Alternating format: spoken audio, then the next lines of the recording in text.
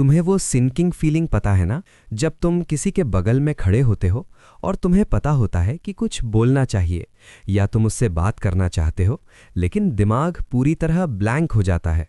फिर तुम डिफ़ॉल्ट में वही घिसे पिटे सवाल पूछ देते हो, कैसे हो, क्या कर रहे हो, आज का दिन कैसा था वगैरह।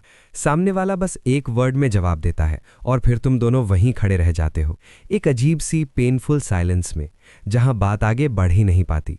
मन में बस यही चलता रहता है कि काश हम इस मोमेंट में कहीं और होते। अगर ये सीन तुम्हें थोड़ा बहुत फेमिलियर लग रहा है तो भरोसा रखो, तुम अकेले नहीं हो।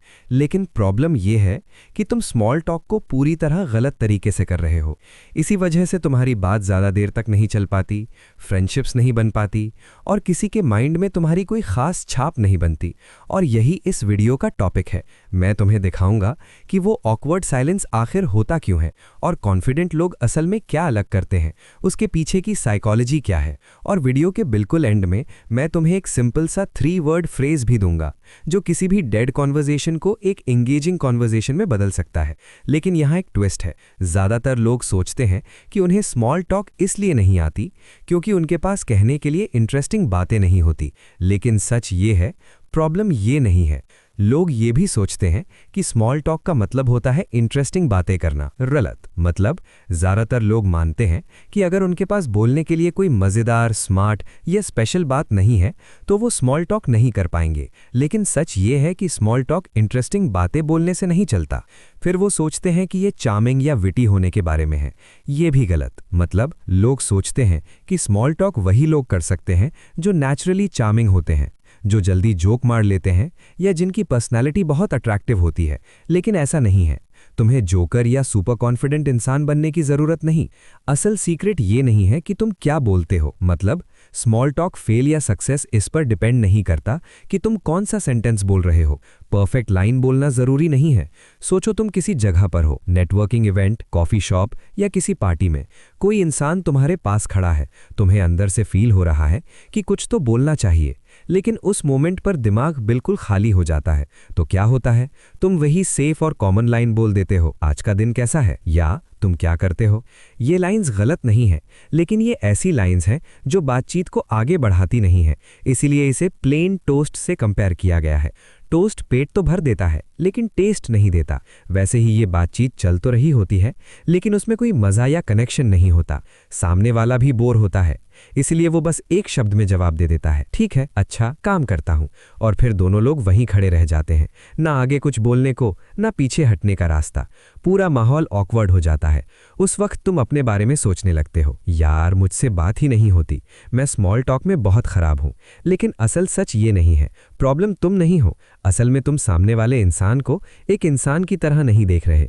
तुम उसे ऐसे देख रहे हो जैसे वो कोई मशीन हो जिसे सही सवाल डालो तो सही जवाब निकल आए। मतलब तुम ये सोच रहे हो कि अगर मैं सही क्वेश्चन पूछ लूंगा तो कॉन्वर्जेशन अपने आप चल पड़ेगी। लेकिन इंसान कंप्यूटर नहीं होते। उनसे कनेक्शन सवालों से नहीं, अटेंशन से बनता है। और जो कॉन्फिडेंट लोग तुम्हें अच्छे से बात करते दिखते हैं वो कोई जादू नहीं कर रहे होते, ना ही वो जन्म से करिश्मेटिक होते हैं।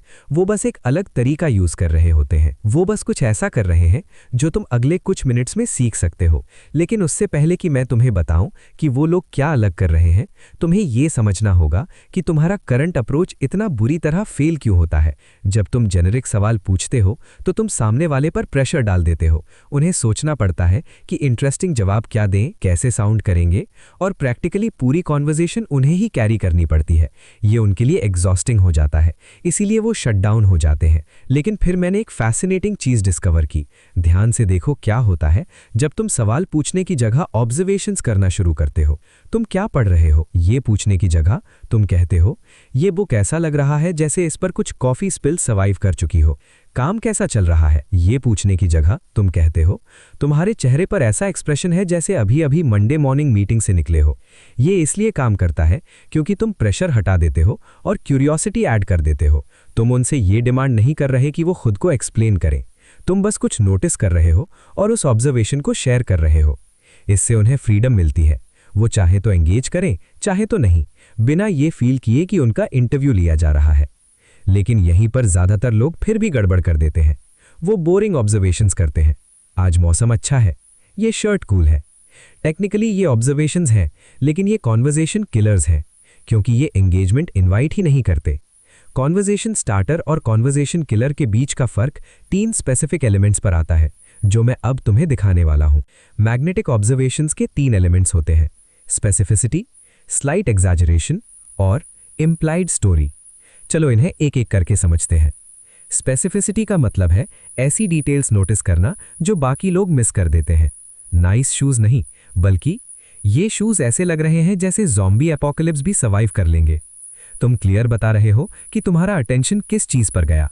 स्लाइट एग्जैजरेशन एनर्जी और ह्यूमर ऐड करता है, बिना ओवर द टॉप हुए। यू लुक टायर्ड बोलने की जगह ट्राई करो, तुम्हारे चेहरे पर ऐसा एक्सप्रेशन है जैसे अभी पता चला हो कि कॉफी डीकैफ थी। ये इतना ड्रामेटिक है कि इंटरेस्टिंग लगे और इतना रिलेटेबल है कि जेन्युइन भी लगे। इम्प्लाइड स्टोरी का मतलब है तुम्हारी ऑब्जर्वेशन किसी बड़ी स्टोरी की हिंट दे। तुम डायरेक्टली पूछ नहीं रहे, लेकिन क्यूरियोसिटी क्रिएट कर रहे हो। और जब ये तीनों चीज़ें साथ में कंबाइन होती हैं तो कुछ इंटरेस्टिंग होता है। तुम्हारी ऑब्जर्वेशंस कॉन्वर्जेशन मैग्नेट्स बन जाती हैं, क्योंकि अब तुम सिर्फ कमेंट नहीं कर रहे, तुम एक पिक्चर पेंट कर रहे हो जिसे सामने वाला या तो कंफर्म करना चाहता है या करेक्ट। इसलिए वो नेचुरली बोलना शुरू कर देते हैं बिना प्रेशर फील किए। अब यहाँ से चीज़ें और पावरफुल हो जाती हैं। तुम इन ऑब्जर्वेशंस को लेयर कर सकते हो और कॉन्वर्जेशन थ्रेड्स बना सकते हो जिन्हें लोग फॉलो करना चाहते हैं। एग्जाम्पल, तुम बुक स्टोर में किसी को देखते हो जो 3 बिल्कुल अलग जॉनर्स की बुक्स पकड़े हुए हैं। तुम बोलते हो या तो ये सबसे इक्लेक्टिक रीडिंग लिस्ट है, या फिर तुम 3 बिल्कुल अलग लोगों के लिए शॉपिंग कर रहे हो। वो हंसते हैं और बताते हैं कि ये फैमिली मेंबर्स के लिए है। फिर तुम फॉलो अप करते हो तो या तो तुम बहुत थॉटफुल हो या फिर फेवरेट फैमिली मेंबर बनने की कोशिश कर रहे हो। अब ये स्मॉल टॉक नहीं है, अब एक प्लेफुल डायनामिक बन चुका है कि ये है उनकी एनर्जी रीड करना और उसी के हिसाब से एडजस्ट करना। अगर वो रश्ड लगते हैं तो शॉर्ट रखो, अगर वो एंगेज कर रहे हैं तो कॉन्वर्जेशन बिल्ड करो।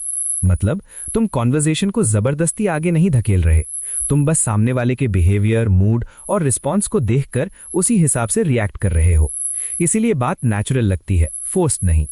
ये तरीका सिर्फ फ्रेंड्स या पार्टीज में नहीं, ऑफिस प्रोफेशनल जगहों पर भी काम करता है। ऑफिस में हर कोई यही पूछता है, हाउ इज द प्रोजेक्ट, जो सुनते ही बोरिंग लगता है।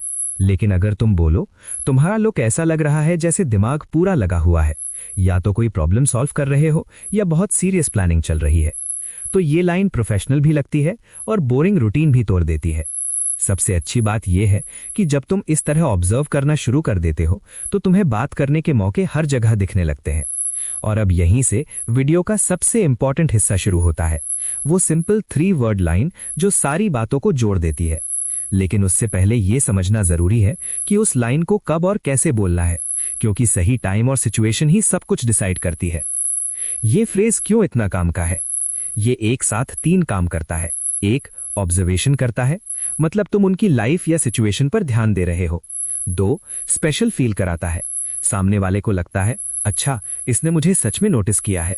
3, प्रेशर हटाता है, उन्हें जवाब देना मजबूरी नहीं लगता, अगर चाहें तो डिटेल में बोलें, नहीं तो बस स्माइल करके रिएक्ट कर दे। असली पावर कहाँ है? असली पावर वर्ड्स में नहीं है, असली पावर इस बात में है कि आई बेट दैट बोलने से पहले तुम्हें ऑब्जर्व करना पड़ता है। मतलब तुम सामने वाले को देखोगे, उसकी सिचुएशन समझोगे, फिर बोलोगे।